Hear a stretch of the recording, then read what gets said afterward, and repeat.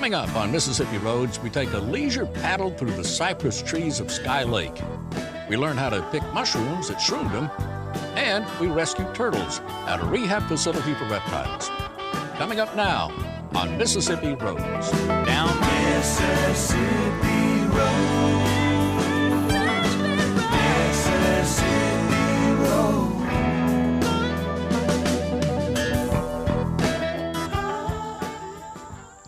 Hi, welcome to Mississippi Roads. I'm your host, Walt Grayson. We're coming to you from the Clinton Community Nature Center today, and although it might look like we're out in the deep, dark woods, actually we're right in the middle of a residential area in Clinton.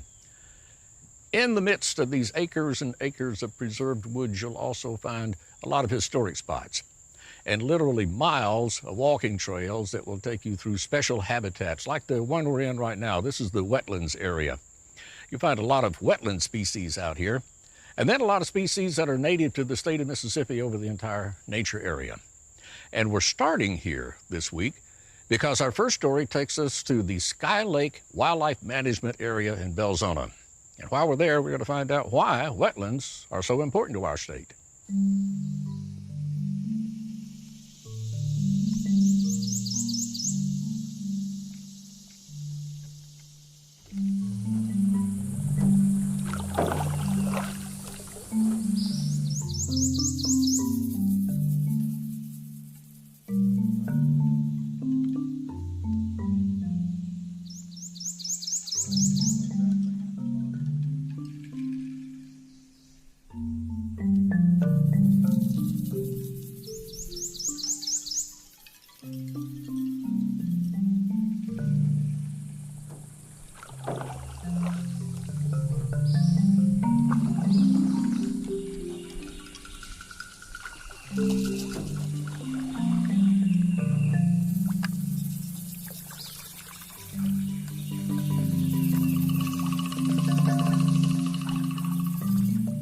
What we have here in the South Delta is considered a backwater swamp. And backwater swamps are really, if you want to look at what's a similar ecosystem in the world compared to what we have in the lower Mississippi Valley, that'd really be the Amazon.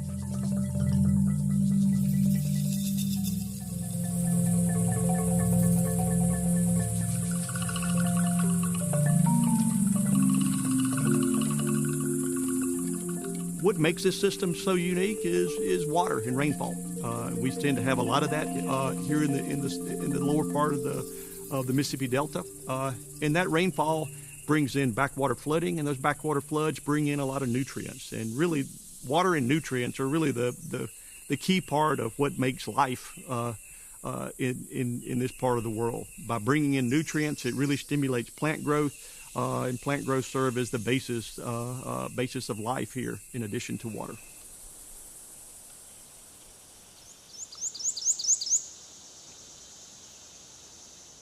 We're in the Mississippi Delta, more specifically about 7 miles north of Belzona, Mississippi, at a place called the Sky Lake Wildlife Management Area, and more specifically, the Sky Lake Boardwalk. Sky Lake is one of the few places on Earth where there's a large stand of ancient cypress. In fact, this is the largest stand of ancient cypress on the planet.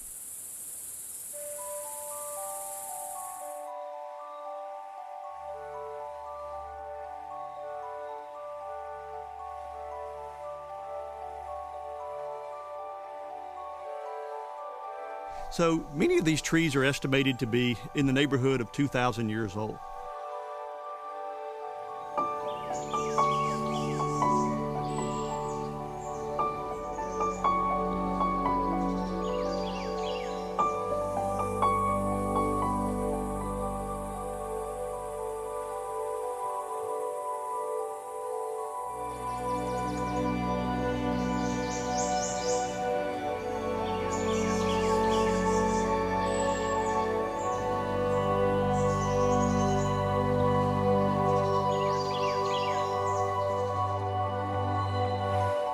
Most of them are a little bit less than 50 feet in diameter, but some of the largest are that size. And that's a huge, huge tree. And just to put it in perspective, if you cut that tree to make a home, you could make about 7 of the average size homes that we have in Mississippi with one of these trees.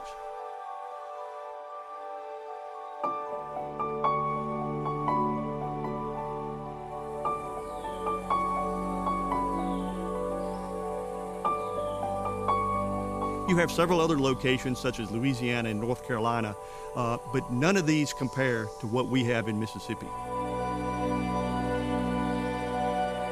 There are other areas that have similar age trees, but this is the largest stand. There's no other stand that's this large. It has over 700 acres of cypress trees. So if you're out paddling around in this area, come up upon a lot of the very, very large cypress trees. And when you're in a little pirogue or a canoe or a kayak at the base of these huge, huge monsters, they're extremely impressive.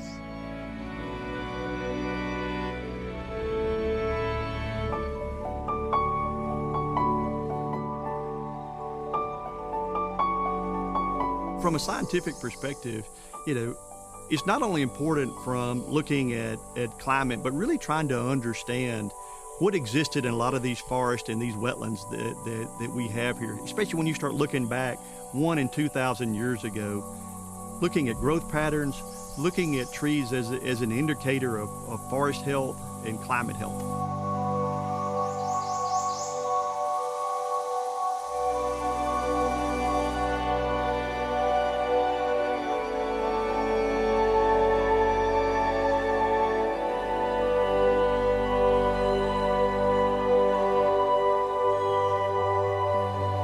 This area is certainly equivalent to what California has from the standpoint of the giant redwoods or sequoia. But this is our own species. This is our giant sequoia in Mississippi.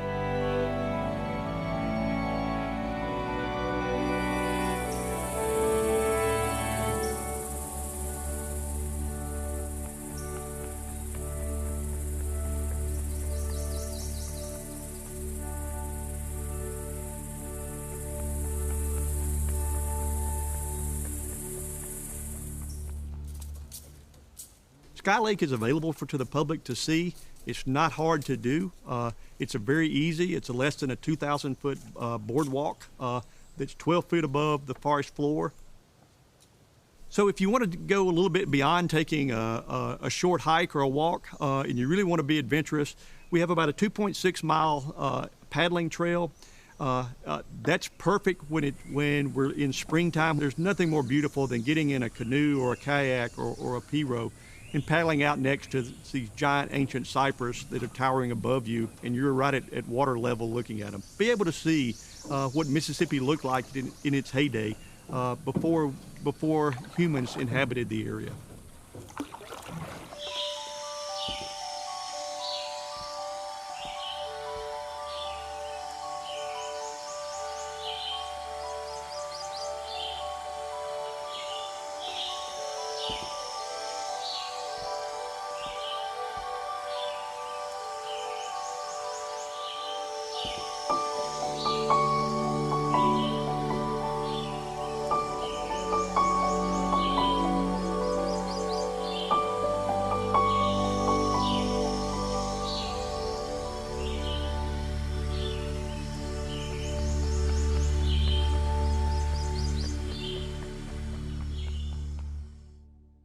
This is one of the trails at the Clinton Nature Area.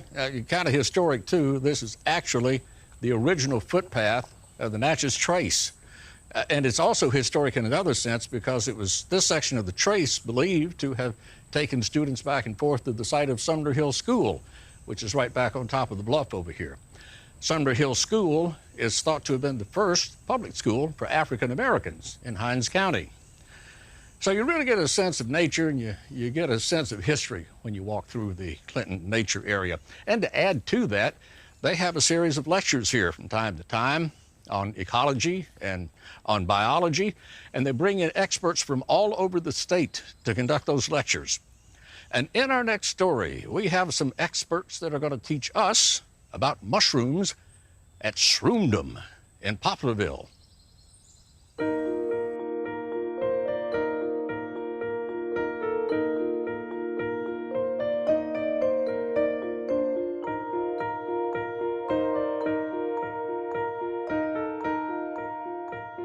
Shroomdom is home of the Enchanted Forest. It's a place where you come and visit and you find out how to identify mushrooms and tell the wild edibles from the lookalikes, and it's just a place to get out and enjoy nature. Our company here / our home is mushrooms in the wild and cultivated mushrooms, and we just trying to introduce that to the general public and get them back outside and get them enjoying things.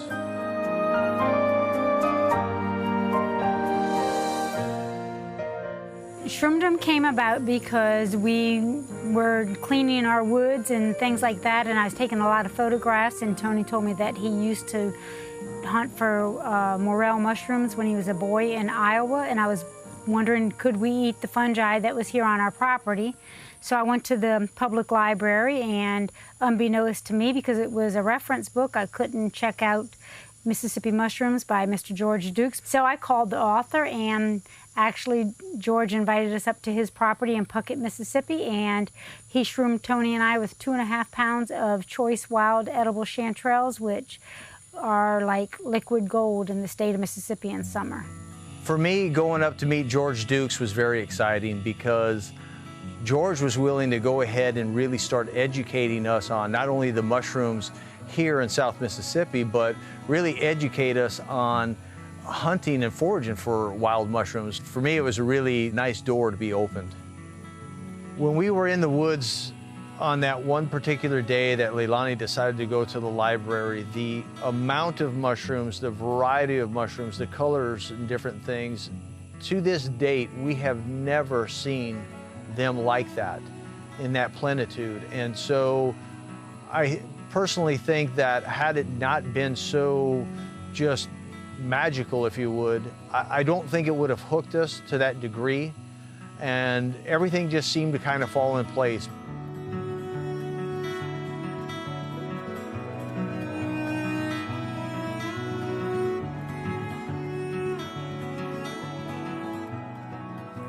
Natalie, Leilani, welcome to Shroomdom. Okay, thank you. Glad you're with us. Every July, Gulf States Mycological Society comes here, and that is our local mycological group that we're a part of. And we'll go out and we will foray for mushrooms. Everything will be categorized, and then they will go ahead and tell us, you know, maybe special key features of each one of these fungi to help us learn their names and learn the environment in which they grow. Probably the best part of actually hosting Gulf State Mycological Society is that we get scientists from around the world, and you also have amateur mycologists.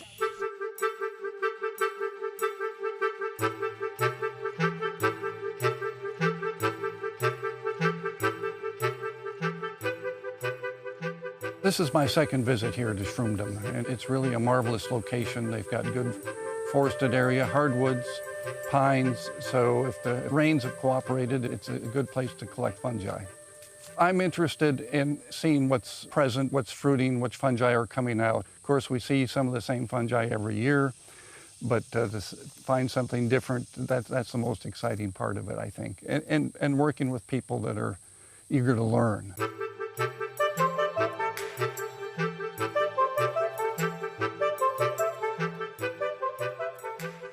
I think they emailed us back in either 2012, 2013, so we stopped in to spend the night. Well, we came down to this forest, and it was incredible. There was chanterelles and things everywhere. So we ended up spending 2 nights and, you know, going through the mushrooms and identifying them and showing what the edible ones were and which ones not to eat. And that's how they kind of really started the ball rolling on Shroomdom.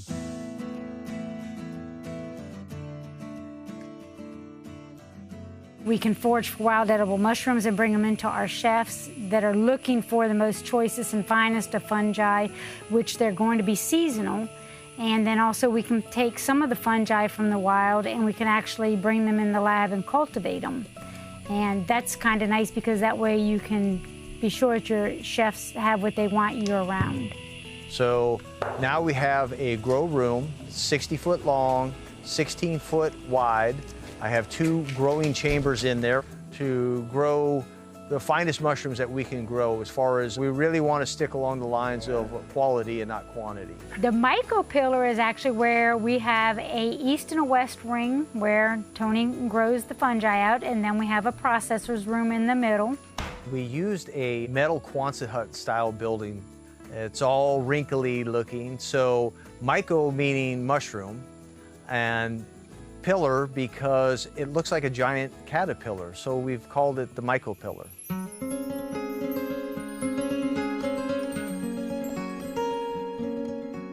My favorite part of Shroomdom is no matter what door I walk out of, there's always something to discover, no matter what time of year it is, whether it be fungi, whether it be a pollinator, whether it be a snake. We've seen new bugs in the garden that we've never seen.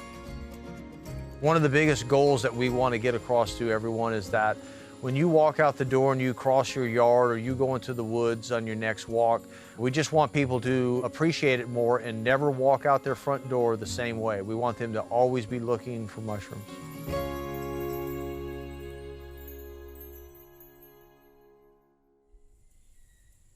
You know, they've worked it out where there's a lot of activities here at the Clinton Nature Center. Now, for instance, they have the children's play forest, so make sure you bring the kids along with you when you come out. Let them explore the woods. There's always activity going on in the amphitheater. There's the butterfly garden, which is really beautiful during migration season. And then where we are, at the frog pond. Lots of frogs out here. You can come out and take a look at them. I hadn't seen frogs this abundantly since I was a kid. And our last story, we're going to visit with some folks who rehab reptiles. Not frogs, since frogs are amphibians and not reptiles, but turtles at the Central Mississippi Turtle Rescue. Let's drop in and find out what they're up to.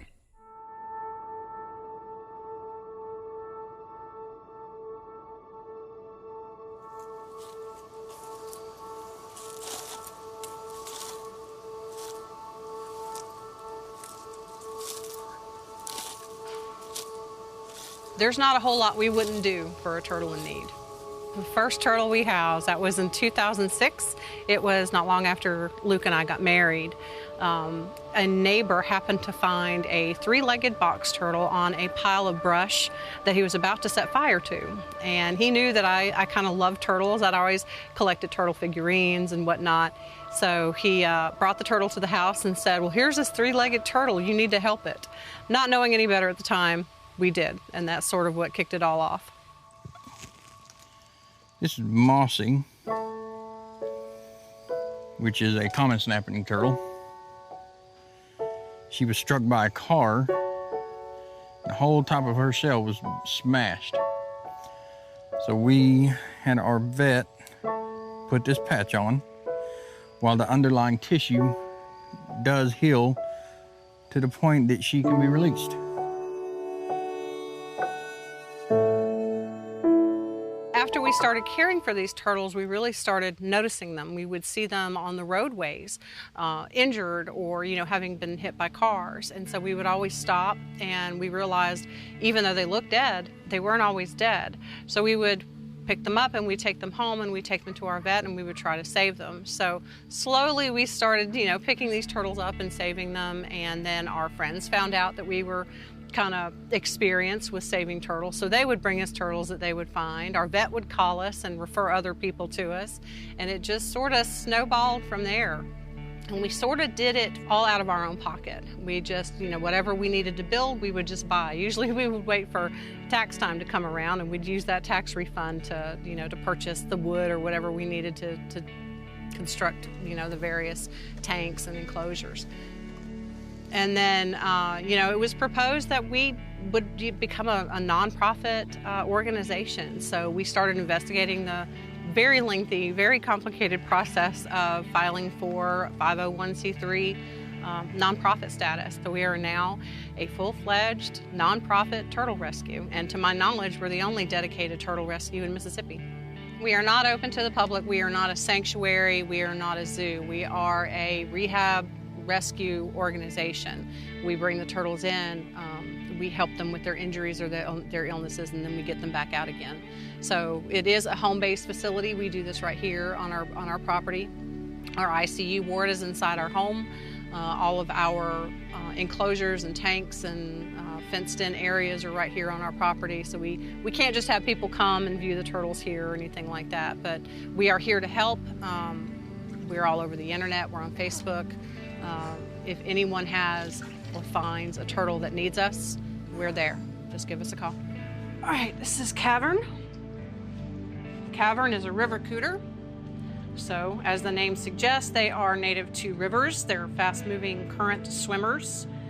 We think she was probably hit by a boat propeller.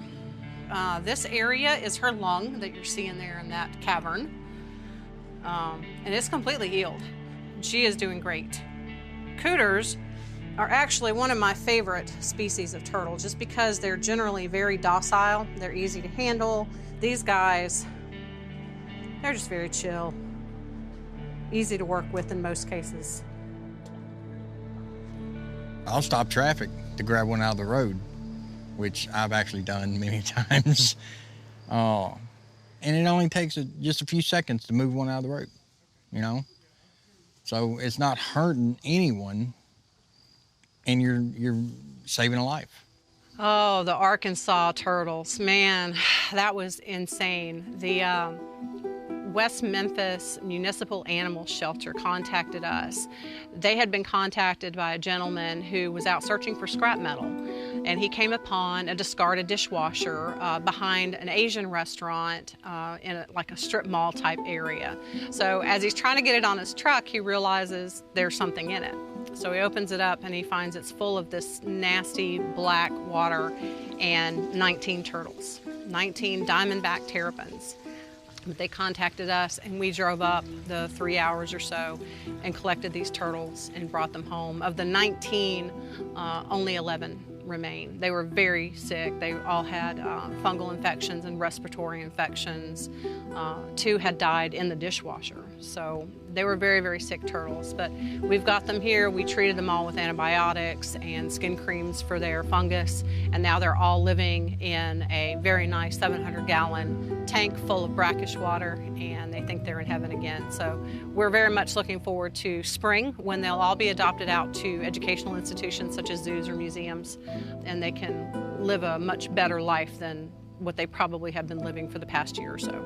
When I was a kid, I always thought, well, they're just very peaceful, they're non-confrontational, they're introverted like me, they can go into their shell and close off from the world. So I've just always had a deep respect for turtles. When that neighbor back in 2006 brought us that turtle, I was clueless. I had never housed a turtle before, so I got on the turtle forum and we started doing our research. And yeah, we're very much self-taught. We have read and read and read, and we've made some amazing contacts across the country, across the globe. There's a lot that humans can do to ensure the survival of these beautiful animals if we just take the time to slow down and watch out for them.